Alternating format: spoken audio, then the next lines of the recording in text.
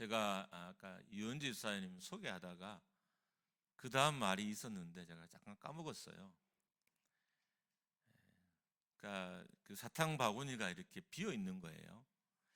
여러분, 본당에 사탕을 갖다 놓은 권사님하고 새벽기도에 갖다 놓으신 분은 달라요. 저희는 어떻든 사탕을 수시로 갖다 놓은 성도들이 계셔서 너무 감사한데, 유은 집사님이 안 계시니까 이게 어떻든 바구니가 비잖아요. 그래서 일단 제가 먼저 1년 하려고 전사님 이렇게 부탁해서 사탕을 다 사놨어요.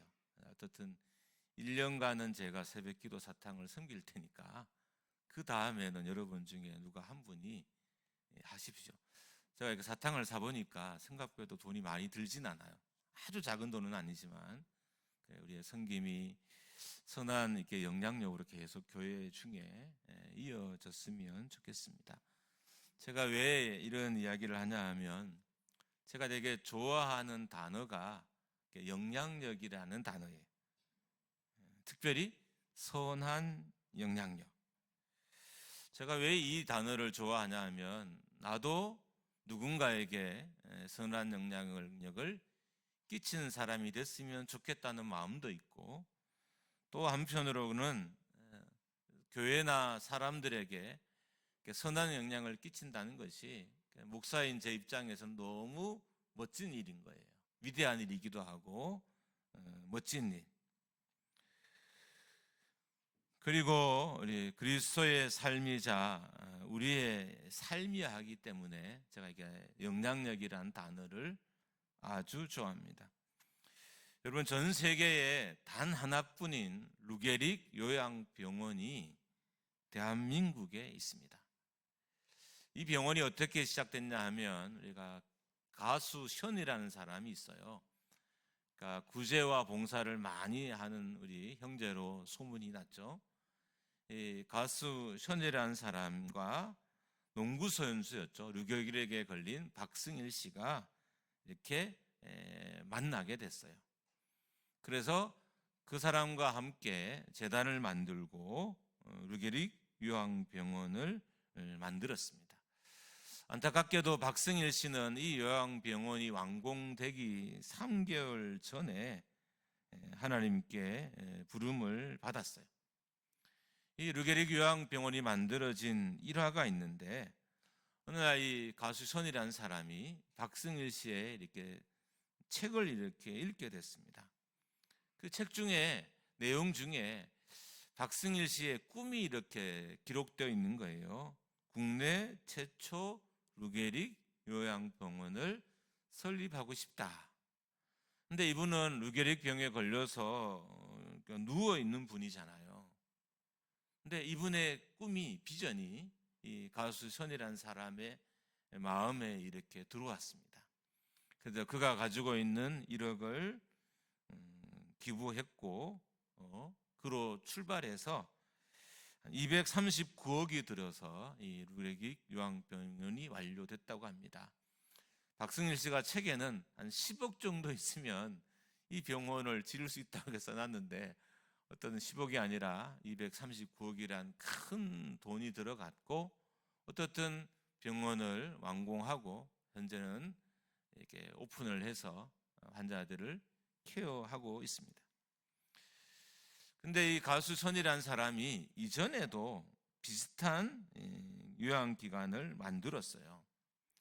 이게 국내 최초 어린이 재활병원입니다. 지금은 어린이 재활병원이 몇 개 더 생긴 것으로 이렇게 보여요. 금액으로 보면 넥슨의 김정주 대표라는 사람이 있어요. 지금 이제 돌아가셨지만 그분이 한 200억 정도를 기부하고, 나머지는 많은 기부자들에 의해서 돈이 모아져서 400억 넘게 돈을 들여서 이 어린이 재활병원을, 희귀난치병을 위한 재활병원을 설립하게 됐습니다. 이 병원을 설립하게 된 계기도 약간 비슷해요. 그러니까 은총이라는 희귀난치병 6개를 동시에 가진 아이가 있었습니다. 이 아이를 어떻게 도울까 하다가 재활병원을 생각하게 됐고, 그래서 병원을 만들어서 희귀난치병에 걸린 아이들이 재활할 수 있도록 이 병원을 만들게 됐던 겁니다. 그래서 그런지 이 손이란 사람을 생각하면 대부분의 사람들은 영향력이란 단어를 이렇게 떠올리더라고요. 왜냐하면 그의 영향력이 병원을 만들게 하고 많은 사람들의 안식처가 되게 했잖아요. 치료받을 장소가 되기도 하고 또 희망이 되기도 하고, 그래서 이 사람을 보면 선한 영향이라는 단어들이 자꾸 생각이 납니다. 자, 그러면 누구나 다, 저도 선한 영향을 갖고 싶어 한다고 말씀드렸죠. 누구나 다 선한 영향을 가지고 싶어 해요. 그러면 어떻게 하면 이 영향력을 가질 수 있을까요? 이런 생각보다는 정말 단순합니다. 이런 거예요. 희귀난치병을 가진 어린이가 1순위가 되면 희귀난치병에 걸린 사람들에게 영향력을 발휘할 수 있게 되는 거예요. 류게릭을 가진 사람이 1순위가 되면 류게릭을 걸린 사람들에게 나의 선한 영향력이 만들어진다는 거예요. 여러분, 영향력이라는 것은 그것이 그 사람에게 1순위가 됐다는 의미인 거예요. 그러니까 첫 번째가 되면 영향력이 만들어져요. 어떤 것이 그 사람에게 2순위고 3순위가 되면 영향력은 작아지지만, 어떤 사람에게 무엇이 1순위가 되면 영향력은 극대화됩니다. 교회가 1순위가 되면 교회에 큰 영향력을 끼칠 수 있게 되고요, 친구가 1순위가 되면 친구에게 선한 영향력을 끼칠 수 있습니다. 국가가 1순위가 되면 국가에 영향력을 끼칠 수 있게 되는 겁니다. 많은 위정자들이 국민들에게 왜 선한 영향을 못 끼칠까요? 국민이 1순위가 아니기 때문인 거죠. 최소한 위정자들이라면 국민이나 국가가 1순위가 돼요. 그래야 선한 영향력을 끼칠 수 있어요. 1순위가 아니기 때문에 2순위고 3순위이기 때문에 선한 영향력을 끼치지 못하는 것입니다. 그럼 뭐가 그들에게 1순위가 됐을까요? 권력, 명예, 돈, 이런 것들이 1순위가 됐겠죠. 그래서 선한 영향력을 끼치지 못하는 것입니다. 마찬가지로 목회자가 교회에 선한 영향력을 끼치려면 목회자에게 교회는 1순위이어야 합니다. 저를 비롯한 많은 목회자들이 교회에 선한 영향력을 끼치지 못하는 것은 교회가 1순위가 아니기 때문인 거예요. 자, 그러면 당연히 우리가 또 질문을 할 수 있겠죠. 교회가 목회자의 삶에 1순위가 아닐 수 있을까? 아니, 하나님 나라를 위해서 헌신한 사람들이잖아요. 신학 공부를 하고 겉보기엔 세상의 모든 걸 다 포기하고 이 자리에 선 사람들인 거잖아요. 근데 왜 1순위가 아닐까요? 이 말은 얼마든지 1순위가 아닐 수도 있다는 거예요. 여러분, 부모라고 해서 자녀가 모두가 1순위는 아니에요. 어떤 부모는 부부가 더 1순위인 사람도 있고요, 성공이 더 1순위인 사람도 있고요, 자녀 외에 다른 것이 1순위인 사람이 있어요. 부모가 자녀에게 선한 영향을 끼치려면 자녀가 부모에게 1순위여야 돼요. 그럴 때 부모가 자녀에게 선한 영향력을 끼치게 되는 것입니다. 그렇듯이 목회자들에게 교회는 얼마든지 1순위가 아닐 수 있어요. 그렇기 때문에 정말 좋은 영향을 끼쳐야 될 앞에서 설교하는 우리들이 교회에 좋은 영향을 끼치지 못할 때가 있는 것입니다. 제가 생각하는 영향력은 이런 것입니다. 결정에 어떤 것이 더 많은 영향력을 끼치고 있는가를 생각하면 무엇이 내 삶의 1순위인가를 금방 알 수 있어요. 그러니까 내가 뭔가를 결정하려고 할 때 어떤 것이 가장 영향력을 많이 끼친지를 보면 그것이 1순위인지 아닌지를 알 수 있어요. 자, 제가 뭔가를 결정하려 할 때 교회가 1순위면, 교회가 가장 많은 영향력을 끼치면 교회는 내 삶의 1순위인 거예요. 우리 뭔가를 결정하려고 할 때 신앙이 신앙이 가장 많은 영향력을 끼치면 신앙이 여러분의 삶의 1순위인 거예요. 근데 신앙이 아니라 다른 것이 결정에 영향력을 끼치면 신앙은 2순위가 되고, 교회도 2순위가 되고, 사역도 2순위, 3순위가 되는 것입니다. 영향력을 끼치는 것이 돈이나 자녀나 가정이기 때문에 이 땅의 선한 영향력이 점점 더 사라져요. 영향력이란 것은 1순위가 되면 그때부터 나타나기 시작해요. 여러분, 우리 교회가 세상에 선한 영향을 끼치려면 우리 교회 많은 성도들이 우리 교회가 1순위여야 돼요. 1순위가 될 때 교회가 세상에 대해서 선한 영향력을 끼칠 수 있게 되는 거예요. 만약에 1순위가 아니면, 이게 2순위고 3순위가 되면 그냥 행위만 남은 성도인 거죠. 종교적인 의식만 남은 성도예요. 열심히 교회는 오고, 열심히 기도는 하고, 열심히 봉사는 하지만 영향력이 만들어지진 않아요. 우리가 교사들이 많은데 이 교사들이 아이들에게 정말 좋은 영향을 끼치려면 이 아이들이 교사들에게 1순위가 되어야 되는 거예요.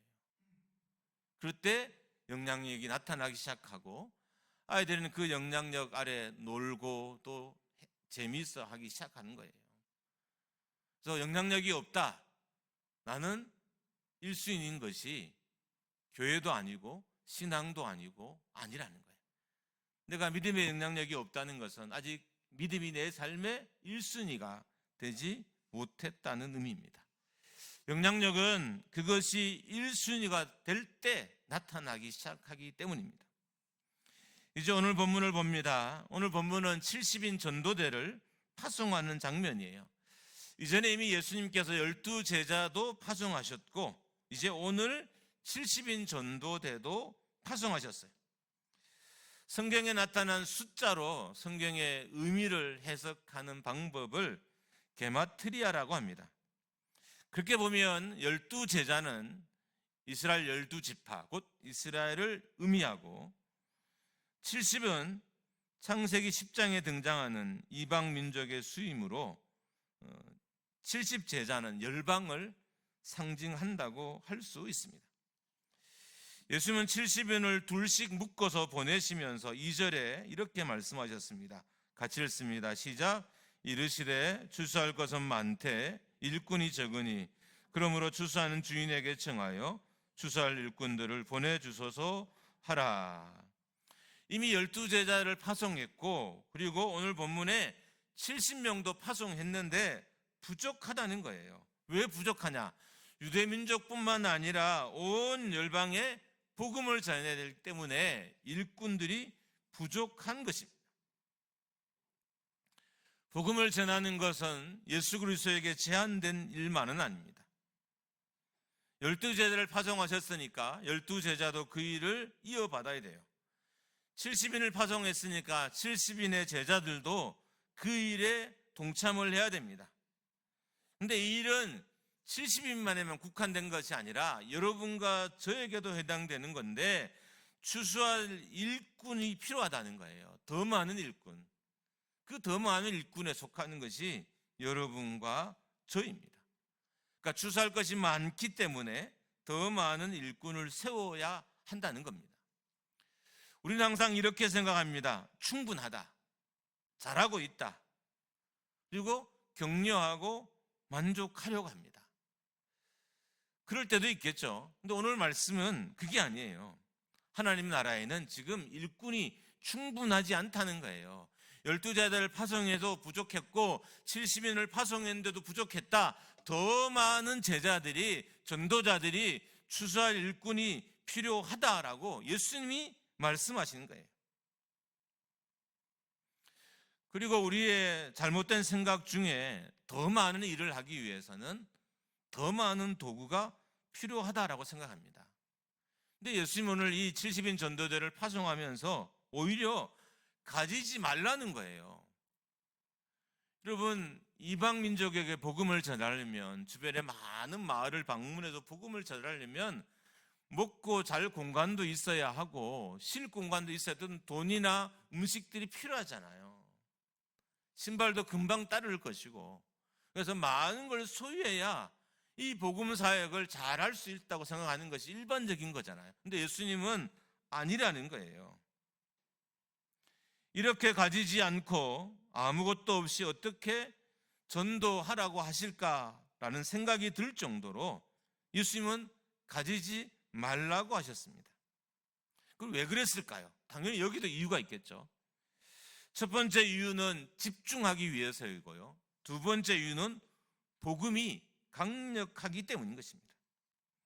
하나님 나라가 강력하기 때문에 이 땅의 것들을 더 많이 소유하지 않아도 하나님 나라를 전파하는 데는 아무런 문제가 없다는 거예요. 본문에 언급되는 많은 것들을 가지면, 소유하면 전도에 도움될 것이라고 생각합니다. 그런데 예수님은 가지지 말라고, 소유하지 말라고 하셨습니다. 왜 이런 요청을 예수님이 하셨을까요? 소유가 복음에 집중하는 삶을 방해하기 때문인 거죠. 소유가 복음이 1순위 되는 삶을 방해하기 때문에 더 가지지 말라는 거예요.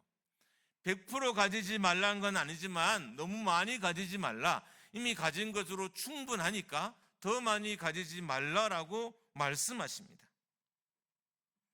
왜냐하면 소유가 복음 전파에 방해꾼이 되기 때문인 것입니다. 그리고 복음이 이미 충분히 강력하기 때문에 복음만 전해도, 복음으로도 충분하기 때문에 복음만 전해도 된다는 말씀이기도 합니다. 예수님께서 70인 전도대를 파송하면서 소유를 극도로 제한시킨 것은 그들에게 복음이 1순위가 되게 하기 위함이었습니다. 앞에서 말씀드렸던 것은 어떤 것이 영향력을 끼치려면 1순위가 돼야 돼요. 교회가 1순위가 되면 내 삶이 교회에 영향력을 끼칠 수가 있어요. 영혼 구원이 1순위가 되면 내 삶의 영혼 구원의 역사가 일어나기 시작하는 거예요. 이 땅에 많은 교회가 지금 영혼 구원을 구원하지를 못해요. 왜 이런 일이 벌어졌을까요? 영혼 구원이 1순위가 아닌 거죠. 목회자에게도 1순위가 아니고 성도에게도 1순위가 아니어서 영혼 구원의 역사가 일어나지 않는 거예요. 영향력이라는 것은 그것이 1순위 될 때 가장 효율적으로, 가장 능력 있게 나타나는 것이기 때문입니다. 지금 만약에 우리 공동체 안에 복음의 역사가 일어나지 않는다는 것은 복음 전파가 1순위가 아니라는 거죠. 어떤 성도들이 복음을 전하지 못한다는 것은 그 사람에게서 복음은 아직 1순위가 되지 못했어요. 그럼 복음이 언제 힘있게 능력을 우리 가운데 역사할까요? 복음이 1순위가 될 때. 우리가 교회를 오래 다녔지만, 예수를 오래 믿었지만 여전히 복음은, 예수 그리스도는, 하나님의 나라는 내 삶의 1순위가 아닌 거예요. 2순위나 3순위로 밀려져 있어요. 심지어 순위를 매길 수 없을 정도로 저 끝쪽에 자리 잡고 있어요. 그래서 영향력이 나타나지 않는 것입니다. 복음은 복음이 1순위가 된 교회에서 강력해지는 거예요. 어떤 목사님은 모든 설교의 끝이 전도예요. 근데 그분이 그 교회를 은퇴하셨어요. 몇천 명의 성도들이 줄어들었어요. 큰 교회인데 몇천 명의 성도들이 줄어들었어요. 왜요? 다음 분은 잘은 모르지만 그냥 설교로 이렇게 이어가면 복음이 1순위는 아닌 거죠. 복음의 1순위인 것이 메시지에서 나타났어요. 그래서 무슨 설교를 시켜도 끝은 전도하자예요. 어떤 설교를 하다가도 끝은 전도하자예요. 본인도 전도를 했고, 제가 알고는 이분이 가장 평생에 받은 기쁜 선물 중에 하나가 교회 이제 목회자들이 VIP 명단을 다 적어서 바구니를 만들어서 목사님께 선물한 거예요. 요즘은 이렇게 돈을 막 이렇게 꽂아서 선물하더라고요. 근데 이 제자들이 그렇게 하지 않고 VIP 명단을 바구니에 꽂아서, 여러분 이거 꼭 저한테 하라는 의미는 아니에요. 네. 웃으라고 한 건데 웃지도 않으시고 여튼 하나님은 압니다.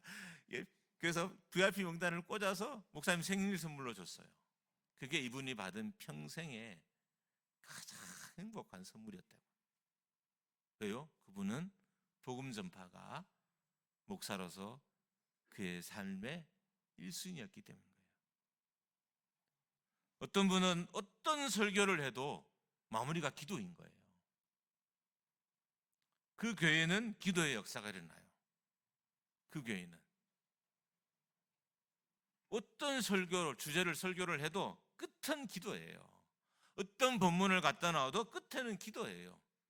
그랬더니 그 교회에 기도의 역사가 강력하게 일어났어요. 어떤 교회는 끝이 무조건 다음 세대예요. 아이들에게 복음을 전하고 이 아이들을 예수 그리스도의 제자로 양육하자. 이게 목사님 입에서 떠나지를 않아요. 제가 섬겼던 분도 그렇고. 근데 그렇게 말하는 동안은 하나님이 그 교회들에게 가장 많은 아이들을 보내줬어요. 무엇이든 내 삶의 1순위가 되어야 그것이 영향력이 나타나기 시작합니다. 복음 전파가 1순위가 된 성도에 의해서 복음이 전파되고, 복음 전파가 1순위가 된 교회에 의해서 복음이 전파됩니다. 복음 전파에 방해되는 것들을 제거해야 복음 전파가 1순위가 될 수 있습니다. 1순위가 되면 하늘로부터 공급이 시작이 돼요. 8절 말씀을 같이 읽습니다. 시작. 어느 동네에 들어가든지 너희를 영접하거든 너희 앞에 차려놓은 것을 먹고. 예수님은 왜 이런 말씀을 하셨을까요? 그러니까 70인 전도대가 거의 대부분 유대인일 것으로 추정이 돼요. 그렇다면 이 사람들은 이방인들과 함께 식사하려고 하지 않을 거예요. 왜냐하면 이방인과 식사하면 안 되니까. 그렇게 되면 복음 전파에 방해가 될 거잖아요. 그래서 복음이 1순위가 되기 위해서 유대인들이 전통과 관습을 버려야 된다는 거예요. 그래서 너희가 어디를 가든 사람들과 함께 먹는 것을, 함께 한자리에 하는 것을 꺼려하지 말라는 거예요. 이 말의 진짜 핵심은 복음 전하는 것이 1순위가 되라는 거예요. 유대의 관습이 아니라, 율법이 아니라 하나님 나라를 전하는 것이 70인 전도의 1순위가 될 때 하나님이 하늘부터 그들에게 공급을 하시고 많은 영혼들을 그들에게 맡기신다는 의미입니다. 영향력은 그것이 공동체나 개인에게 1순위가 될 때 크게 힘을 발휘합니다. 복음 전파가 1순위가 되면 복음의 역사가 일어납니다. 복음 전파가 순위에서 밀려나면 복음의 역사가 일어나지 않습니다. 기도가 1순위인 사람들에 의해서 기도 응답의 역사가 그 교회와 가정에 넘쳐나게 되는 거예요. 우리는 왜 기도 응답이 없다고 할까요? 기도하지만 기도가 1순위가 아니거든요. 제가 봐도 우리의 기도는 1순위가 되기에는 한참이나 부족해요. 당연히 응답이 없는 게 맞죠. 언제부터 능력 역사가 시작된다고? 1순위가 될 때. 기도가 1순위가 돼야 기도의 역사가 시작되고, 복음이 1순위가 되어야 복음 전파의 역사가 시작되는 거예요. 그것이 영향력이 되고 능력이 되고 역사가 될 수 있는 것입니다. 교회가 언제 부흥하느냐? 교회가 1순위 된 성도들이 많아야 교회가 부흥하는 거예요. 교회가 지금 좋아지고 있다는 것은, 교회가 행복해지고 있다는 것은 교회 안에 교회가 1순위가 된 사람들이 많은 거예요. 화장실을 청소하고, 장로님이 이렇게 토요일마다 와서 화장실을 청소 이렇게 하시더라고요. 처음에는 한두 번 이렇게 하신 줄 알고 그냥 이렇게 가볍게 인사해 보니까 좀 시간이 길었어요. 제가 이렇게 1년 사역표를 안 봐서 작정일까지 다들 몰라요. 어쨌든 아직까지 계속 청소를 하시더라고요. 여러분, 교회가 1순위가 되잖아요. 더러운 것도 눈에 안 들어와요. 술 갈 때 더러운 거 이야기하다가 쫓겨난 친구가 있는데 제가 좀 하겠습니다. 오늘 새벽 기도를 마치고 나왔더니 막 휴지가 마당부터 해서 막 동네 주변에 다 있는 거예요. 우리 동네는 이렇게 어떤 음식점이 많고 그래서 밤에 기부하는 분들이 많아요. 이걸 굳이 가서 자기 화장실에 기부를 할 때는 동네에 막 기부를 해놓고 가요. 교회도 필요하지 않다고 내가 몇 번 이야기했는데 굳이 교회 앞에 막 두고 가시고 이렇게 하더라고요. 어쨌든 그걸 위해서 많은 휴지가 필요할 거 아니에요. 제가 아침에 새벽 기도를 마치고 다 치웠어요. 다 치웠어요. 저를 자랑하려는 게 아니라 그게 뭐 냄새가 나거나 뭐 부끄럽거나 이런 생각이 전혀 들진 않았어요. 왜냐하면 어떻든 제 마음이 이후에 어떻게 변할지 모르겠지만 아직까지는 이 재단이 저에게는 1순위이기 때문인 거예요. 교회가 1순위가 되면 교회의 굳은 일들이 굳은 일로 안 보여요. 교회는 그런 성도들이 있어야 교회가 자라는, 성장하는 거예요. 교회가 1순위가 되면 남이 나를 욕해도요, 욕이 잘 귀에 들어오지도 않아요. 전 우리 교회에 이런 성도들이 많아지기를 주님으로 축복합니다. 할렐루야. 제가 막 가라 그래도 목사님 저는 못 가요. 저는 우리 교회가 1순위예요. 여러분 이러면 교회도 부흥하고 그 인생에도 선한 영향력이 만들어져요. 여러분 사람들은 생각보다 1순위로 자리 잡고 있는 것들이 별로 없더라고요. 인생에 그냥 뭔가 이상을 쫓아다니는데 그것이 막 1순위가 돼서 자기 삶을 견고하게 자리 잡은 사람들 생각보다 없어요. 그래서 제가 오늘 여러분이 뭔가 다른 것을 여러분의 인생의 1순위에 딱 집어넣기 전에 교회를, 하나님의 나라를, 복음을 제가 1순위로 집어넣으려고 마음먹은 거예요. 그래서 선포하게 하려고요. 따라하겠습니다. 목장교회는 내 삶의 1순위입니다. 할렐루야. 따라합니다. 복음은 내 삶의 1순위입니다. 따라합니다. 기도는 내 삶의 1순위입니다. 할렐루야. 이게 1순위에 자리 잡을 때 영향력이 나타나요.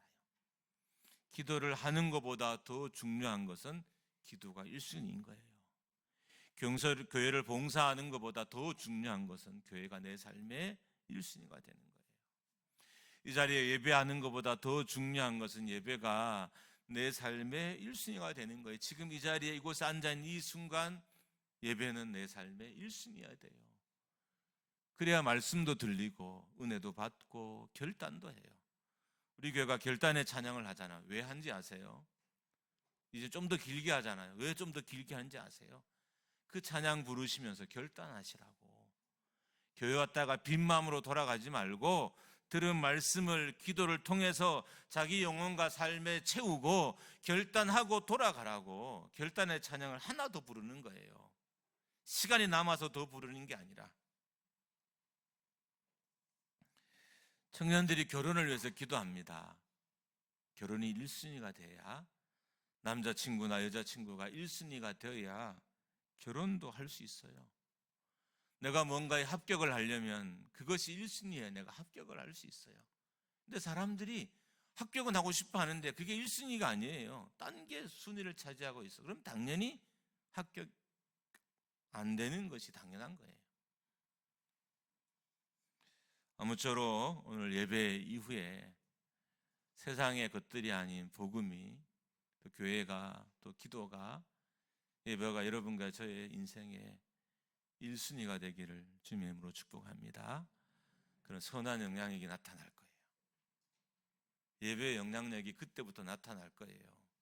그러면 기도하다가 때로는 방언도 터지고 병도 고쳐지고 막 영혼도 치유된 역사들이 이 재단에서 일어나게 될 줄 믿습니다. 함께 찬양하겠습니다.